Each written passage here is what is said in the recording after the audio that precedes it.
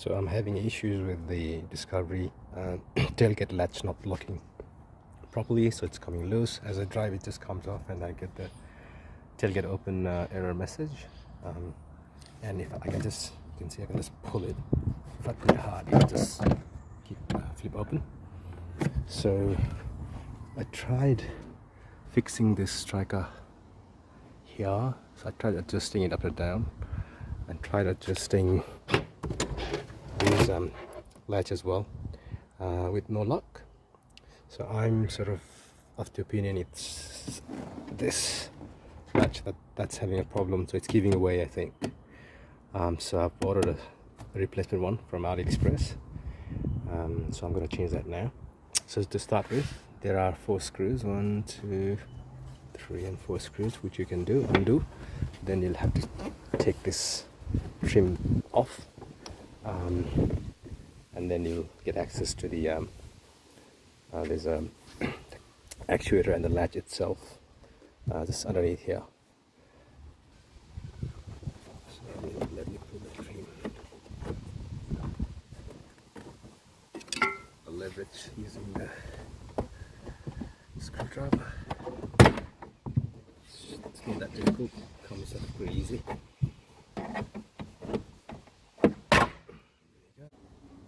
Next is you got to undo this little hook here, little ball joint, to get this second trim off the tailgate. So you just got to wiggle it around and push it to the left and give tailgate a bit of a support. It's pretty easy actually. So now I can just lift off the trim and access the latch. What I found out was just removing wasn't enough, so I had to take this bracket off, because otherwise you can't really wiggle it out. So I've taken the right hand side out and I'll just leave it there for now. So once you take it off, that's your actuator, which I think is working fine. It's only the latch. So I've got some Torx, I think it's 6 or 8 mil Torx screws to be undone. And I should be accessing it from here. Then I reroute the cable path from here, the pulling cable, or the wire, and to the actuator. So I have to maybe get it all out actually to do it as a whole. I don't know if you can see, there's a little connector there which I gotta undo if I take the whole thing off. So I'll do that. I'll take the actuator off, the latch off, and then I'll show you from the outside. Yep, so I pulled out the latch. You can see it's pretty worn out, so I'm suspecting this is the problem. So I just need to get this plug out, which is a bit fiddly. I think it's okay, that's why. It's got a little lever here, just press on it and push it out. Now I'll try and get the actuator out. So for the actuator, there's two bolts. So one is just here, which I've undone. The other one here is you just gotta undo a bit and then slide it towards the outside and drop it down. And there's a plug there, which I'll undo and pull the whole thing out. Yep, so I've gotten the actuator and the latch out, so I'll undo this Torx screws and get the cover off and do the wiring change and put them back on together. So that's how it looks like. So the cable's there's a little cable tie holding it into the slot there. This goes there, so I think it works. It's a bit different to what's here. Hopefully it works. So I've taken off the cable tie, broken it off. So getting this off the hook is pretty difficult, so I'll try and slot it in and then put them back together in reverse order. Yep, so now I've sort of put them all together, nice and tidy. I'll put the cover back in and install them back as in the reverse order of the uninstalling it.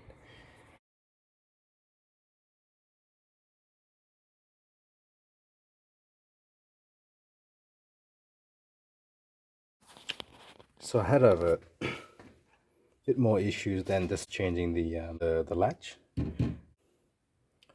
There's not enough strength on this actuator to pull it all the way back. I think that's why occasionally I have my tailgate stuck, so I couldn't really open it. So I have to wait, and suddenly when I turn the car off for a few minutes and turn it back on, then the actuator then has enough motion to pull it all the way back in. So I'm thinking there's a restriction. This is getting old and worn out, so there is some issues of it pulling it all the way back or to the length it needs to for the latch to open. So what I've done is I've followed one of the YouTube video and I bought this. This is Ford Fiesta's actuator. So I bought it for around $20 Australian dollars, which I want to replace. So they are pretty much the same model. So I'm going to change that to that, and I'm going to leave everything same as this. What I'm also planning to do is use a bicycle wire somehow tie it there. I need to work it out how I'm going to do that. Get it through the holes somewhere there. I need to find one as well, and get it out somewhere at the back so I can pull it as an emergency fail-safe latch in the instance of this thing not working. So let me work it out how that pans out, but I think it should be okay. It's only a small hole if I need to drill. I think this should work perfect because I've just plugged in the Fiesta one there, and you can see it pretty much pulls all the way in, whereas the other one, it only used to pull halfway through. Anyway, all right, so I've swapped it over. So we'll see how it goes. There's a bit of a drama pulling out this thing. Yep, so you just got to pull it hard, this tip bit from that little bracket there. So you just have to pull it out. Pull it out that way. So it's a bit of a struggle, but it's not that bad. Now I'm going to put the little cable tie around so it doesn't slip out here. Alright, so yeah, cool, sounds pretty good. So what I've done is for that fail-safe hole for the bicycle, I've drilled a small hole here using a screwdriver. Just push it hard really through that point, and that coincides with that hole there. So I'm going to thread that hole there.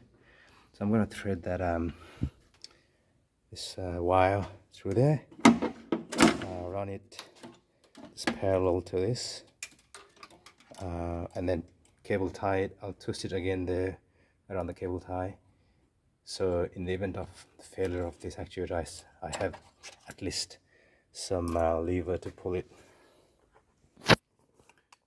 Alright, so what I've done is I've used multiple cable ties. What I've done is I've actually spread across the threads, the multiple strands within the wire.